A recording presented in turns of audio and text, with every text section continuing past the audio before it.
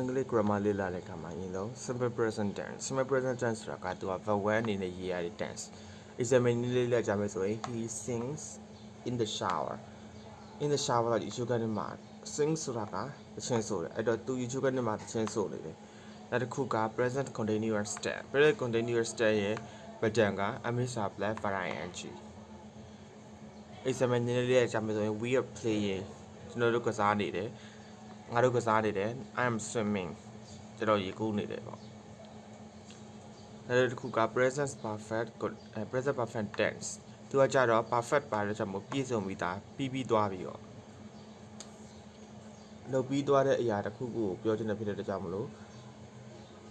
has a black factory အရင်ဆုံး example လေ့လာကြမယ်ဆိုရင် I have fed the dog ကျွန်တော်ခွေးကိုအစာကျွေးခဲ့ပြီးပြီနောက်တစ်ခု she has gone to the gym သူမဂျင်ကိုသွားခဲ့ပြီးပြီ I ရကြတော့ subject အများမို့လို့ have သုံးပေးတယ် she ရ subject အနည်းမို့လို့ has သုံးတယ် number 4က simple past tense သူကကြတော့ past tense ဆိုတော့ past က past past tense ဆိုတော့ verb 2နဲ့သုံးပေးရမယ် I watch TV all day နေ့တိုင်း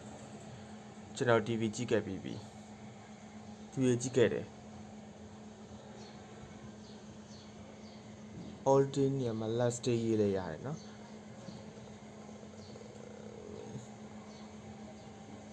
last day ဆိုပို့မှန်မယ်